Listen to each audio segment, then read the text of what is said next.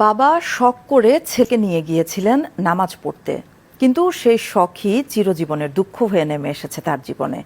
মসজিদ থেকেই হারিয়ে গেছে ছেলে। 1 মাসেরও বেশি সময় পার হয়ে গেলেও এখনও পাননি নিখোঁজ সন্তানকে। আরও জানাচ্ছেন ওবায়দুল কবির। গেল 11ই আগস্ট রাজধানীর মহাখালীর সাততলা বস্তি এলাকার একটি সিসি ক্যামেরায় ধরা পড়ে এ দৃশ্য।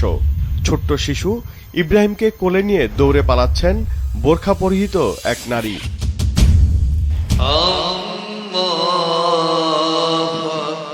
ঘটনার শুরু এর একটু আগে। সাততলা বস্তির সংক্রামক ব্যাধি হাসপাতাল সংলগ্ন এই মসজিদ।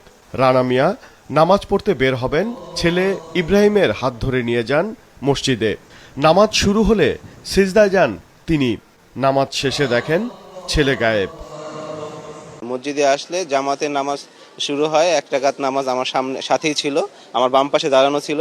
তো 1 রাকাত নামাজ শেষ করে ও সেজদা দেয়, তো দ্বিতীয় রাকাতেও আমার পাশ থেকে সরে যায়। তো আমি তো আগেও তো যেহেতু আমি নিয়ে আসছি, ও এখানে খেলাধুলা করতো, তাই আমি চিন্তা করছি যে হয়তো বা ও মাঠে খেলবে বা বারান্দা আমার আশেপাশে দিয়ে ঘুরতো, কখনো দেখা যাচ্ছে দূরে যেত না, আমার সামনে দিয়ে ঘুরতো, পিছে দিয়ে ঘুরতো, হ্যাঁ, আবার এসে দাঁড়াইতো, এভাবেই থাকতো, কিন্তু কখনো দূরে চলে যেত না।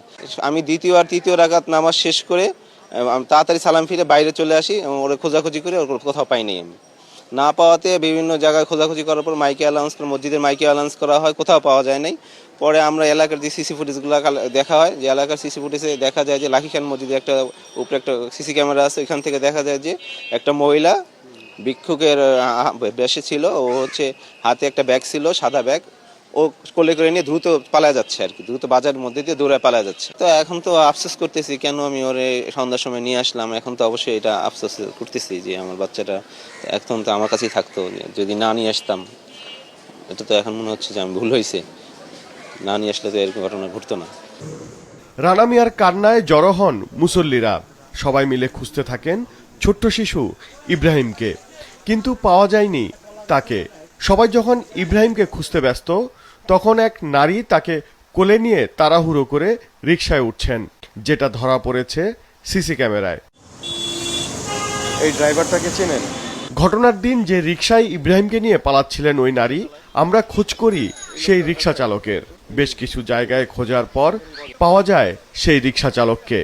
সেলিম মিয়া নামের সেই রিকশা চালক জানান, 20 টাকা ভাড়ায় সেদিন বাচ্চা সহ ওই নারীকে মহাখালী বাস টার্মিনালের কাছে নামিয়ে দেয় সে। লাকি খান মসজিদ থেকে উঠাইছি, উঠানো আনার পরে এখানে নামাইছি, এখানে যে ঠিক ওখানে রিক্সাটা ওখানে নামাইছি। নামানোর পরে উনি ওইদিকে চলে যায়, আমি সে আমাকে একটা 100 টাকা নোট দেয়, আমি তাকে 80 টাকা ব্যাগ দিয়েছিলাম। ওই যে সিগন্যালটাতে ওখানে একটু জামা পড়েছিলাম, ওখানে খালি বলছে যে আমি তাড়াতাড়ি টান এতটুকু আর বলছে যে টিকিট কাটানো আছে, জামালপুর যাবে।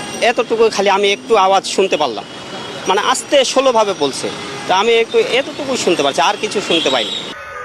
কিন্তু সেদিন মহাখালী বাস টার্মিনালের কোনো সিসি ক্যামেরায় আর দেখা যায়নি ওই নারীসহ ইব্রাহিমকে।